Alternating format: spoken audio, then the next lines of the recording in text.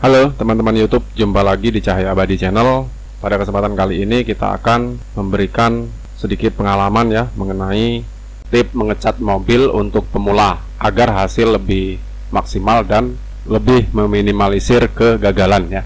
Baiklah teman-teman, langsung saja kita kerjakan proses pengecatannya ya. Dan pada pengecatan kali ini kita tidak melakukan ketok bodi terlebih dahulu karena kita langsung proses pengecatannya saja ya. Baiklah teman-teman, di sini perlu teman-teman perhatikan jika teman-teman memang benar-benar pemula ya, atau belum pernah sama sekali melakukan pengecatan pada mobil ataupun motor ya. Yang paling pertama teman-teman harus perhatikan pada permukaan bodi mobil ya.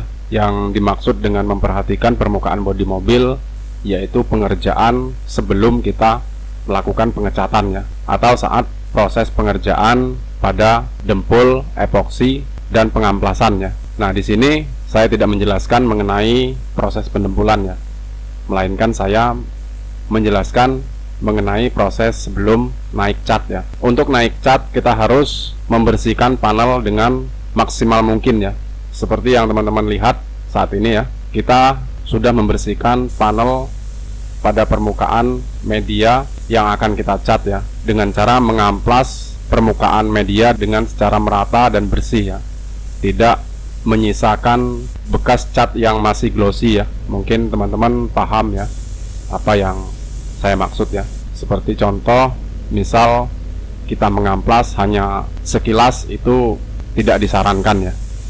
Dan untuk nomor amplas yang perlu digunakan sebelum naik cat, kemungkinan sudah banyak saya jelaskan di video-video sebelumnya ya. Bisa teman-teman cari di video sebelumnya, tingkatan-tingkatan atau nomor grip amplas yang diperlukan sebelum kita naik cat ya. Dan yang jelas di sini saya berikan sedikit bocoran, teman-teman harus menggunakan amplas yang halus ya, antara amplas nomor 800 sampai nomor 1000 ya. Itu yang harus teman-teman gunakan. Berikutnya teman-teman bisa memperhatikan kebersihan dari permukaan media sebelum kita cat ya teman-teman. Saya biasa menggunakan degreaser ya, degreaser paint. Jadi degreaser berfungsi menghilangkan bekas-bekas minyak ataupun bekas-bekas gemuk ya. Selain dari itu juga bisa menghilangkan bekas silikon ataupun bekas wax ya. Jadi teman-teman harus memperhatikan kebersihan dari permukaan panel ya yang akan kita cat. Namun jika teman-teman tidak memiliki degreaser, bisa teman-teman menggunakan bensin ya, bensin murni yang teman-teman bisa beli di pom bensin ya. Jangan beli di pinggir jalan ya, karena jika teman-teman salah membeli bensin, itu bensin bisa bensin campuran ya, dan tidak bisa menghilangkan kotoran ataupun bekas-bekas minyak ya, malah nanti akan timbul masalah lain ya. Berikutnya masalah dasaran ya teman-teman. Jika sudah dipastikan permukaan bersih dan tidak ada debu, di sini saya akan menjelaskan masalah dasaran ya. Untuk dasaran sebenarnya itu tidak diwajibkan harus warna ini, dasaran ini, atau warna itu, dasaran itu ya. Jadi teman-teman bisa menggunakan inisiatif saja ya. Jika metalik dari cat tersebut agak terang, teman-teman bisa memilih warna dasaran agak muda ya. Tapi jika warna cat, jika di center agak gelap dalemannya, teman-teman bisa menggunakan dasaran agak tua. Namun untuk warna cat yang agak gelap, sebenarnya itu tidak perlu menggunakan dasaran beda warna.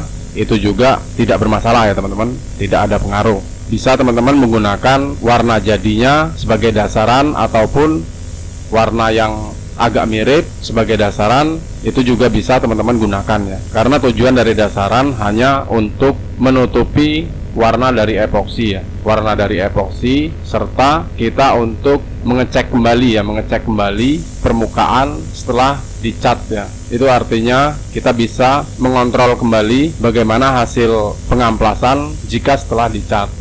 Nah, di situ teman-teman bisa melihat ya hasil amplasan, atau ada yang pori-pori masih belum kena dempul. Di situ kan teman-teman bisa lihat ya di warna dasaran nantinya ya. Nah, jika hal itu terjadi, teman-teman bisa mengulanginya ya, mengulangi dengan cara dempul tipis lagi namun jangan terlalu banyak ya, hanya menutupi lubang ataupun baret amplas saja ya. Setelah itu teman-teman bisa amplas kembali ya dengan menggunakan amplas nomor 1000 atau nomor 800 ya. Itu guna dari dasarannya. Namun jika permukaan sudah dipastikan halus dan tidak ada cacatnya lagi, teman-teman bisa langsung tembak warna jadi, itu nggak masalah ya. Karena jika warna dasaran sama dengan warna jadi itu lebih bagus ya teman-teman.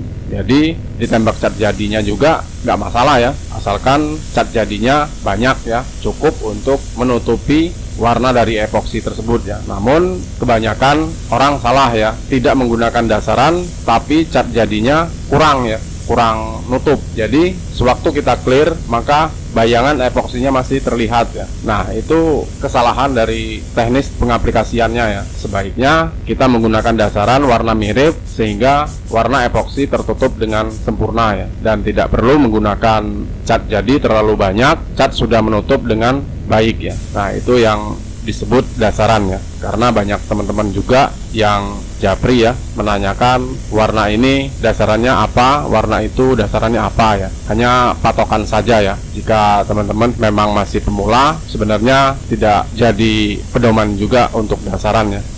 Berikutnya, agar cat menghasilkan hasil yang mengkilap ya, atau hasil yang glossy maksimal ya. Nah, untuk menghasilkan hasil yang glossy maksimal, sebenarnya teman-teman harus perkirakan metode penyepraian ya, atau pengaplikasiannya. Untuk cat dasar, boleh teman-teman menyepray dengan cara dikabut dulu ya, atau di drop ya, drop coat ya, itu nggak apa-apa. Tapi setelah 2 lapis, teman-teman harus mengamplasnya dengan amplas halus ya, amplas nomor 1000 ya, hingga bersih ya, hingga permukaan tidak kasar lagi ya. Nah, setelah diamplas halus, teman-teman tidak boleh mengaplikasikannya dengan cara drop coat lagi ya, atau dikabut lagi ya. Harus setengah ya, setengah basah ya, tapi jangan terlalu basah ya, karena jika cat metalik terlalu basah ditakutkan akan blorok ya. Itu biasa rawan terjadi ya. Bisa teman-teman aplikasikan setengah basah ya, namun jangan terlalu tebal ya. Begitupun dengan pengaplikasian clear ya,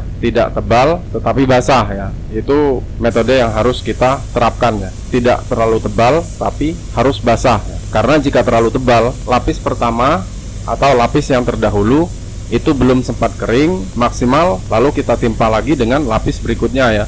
Nah, itu akan memperlambat proses pengeringan dari clear coat itu sendiri ya. Sehingga begitu kita sudah poles atau setelah poles, itu akan masih drop ya catnya ya, atau masih ngabut lagi ya. Nah, itu biasa yang terjadi pada cat umumnya ya. Baik pun cat jadi ataupun clear coat, jangan terlalu tebal cara pengaplikasiannya ya. Basah harus tapi tidak terlalu tebal ya. Itu metode yang harus kita terapkan ya. Baiklah teman-teman, mungkin sampai di sini dulu perjumpaan kita kali ini.